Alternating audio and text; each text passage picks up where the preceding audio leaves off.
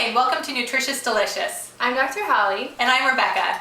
And today is part 1 of our low sugar and sugar-free dessert series. You excited? We are so excited for it. We're really ready to share our recipes with you guys. We wanted to do this series because we both have so many clients and patients who want to eat less sugar, need to eat less sugar or no sugar, and it's one of the hardest addictions to kick. So our goal here is to try to share with you some recipes that can substitute when you have those sugar cravings to make having a low sugar or no sugar diet more sustainable. Because like anything, it's very hard to quit sugar cold turkey, and then it's really hard to stay off of it. And when you're kind of off the wagon, on the wagon with it, your weight can really swing back and forth, which is really hard on your body and hard on your heart. So and hard on your willpower and your just sense of being able to stay in control of your diet. And it can really swing you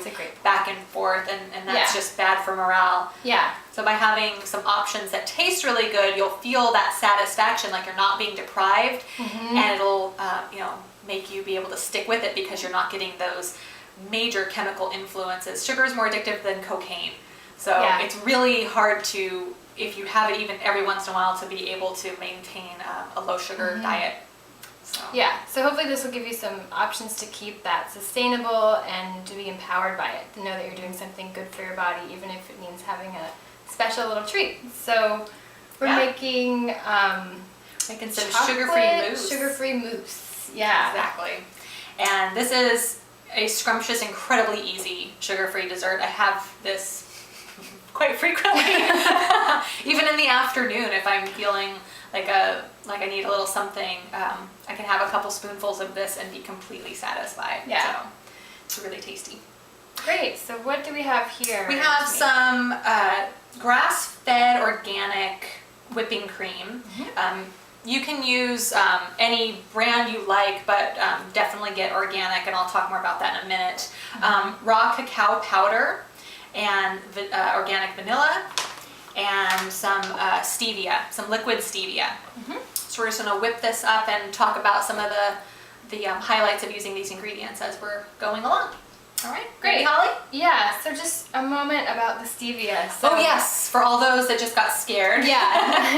Don't hit pause yet. The stevia, it's really come a long way, and we're using some flavored stevia today, which is really tasty. So if you've tried it before and felt turned off by a bitter taste, we really encourage you to try it again.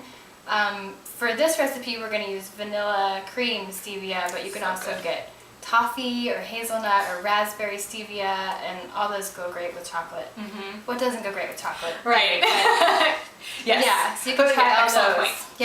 And it's a sweetener that we really encourage people to use because it doesn't raise your blood sugar. It actually helps stabilize your blood sugar.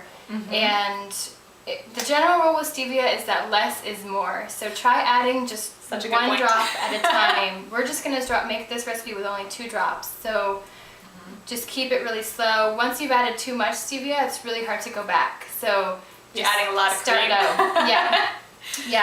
So this is, like I said, some grass-fed heavy cream, and I find this brand, the grass-fed, to really taste better. This is a small container, 8 ounces, and this is enough for 2 people to have a very nice dessert. Clover also makes a nice organic heavy cream.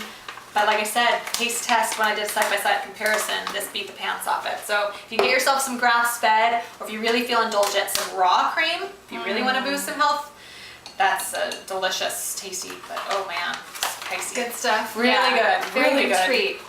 So I'm adding 2 tablespoons of this raw cacao powder, and you want to get the unsweetened. It's cheating if you get the sweetened cacao. Good point. So, get the unsweetened. This is the Navitas brand that we've used in recipes before. And raw cacao has a number of health benefits. It's high in magnesium, fiber, iron, and again, chocolate. Yum. So good. Delicious. And just 2 drops of the liquid stevia. Liquid stevia is so easy to prepare with. There's a number of powdered options, but I use the liquid a lot when I do my dessert preparations. And then just a dash of the organic vanilla extract.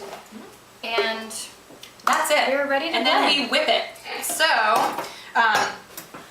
just a couple reminders came up while I was whipping up this mousse is be a little careful of the cacao powder. It can poof out on you. So start on a low speed on your, hopefully you have a hand mixer. This makes such a convenience when you're making these desserts. It's so great. Yeah. So start on low, and then once you get mixing, speed it up, and it takes like less than 1 minute to whip this. It's so great. Yeah. So we're just gonna. Mix them up. So if you really like a rich chocolate flavor, add the amount of cacao we did. For 8 ounces of cream, we used 2 heaping tablespoons. If you want a milder chocolate flavor, then add a little bit less. And as Holly said, if you start with less stevia, and you can always add more and just mix it with your spoon, or you can taste it in the bowl and add it in. Yeah. Yeah. Well, I'm gonna have myself a little afternoon dessert here. Wonderful as always. Delicious. It's so good. Yes. Good. So thank you so much for tuning into part 1 of our dessert series without sugar. Hope that you'll give this a try.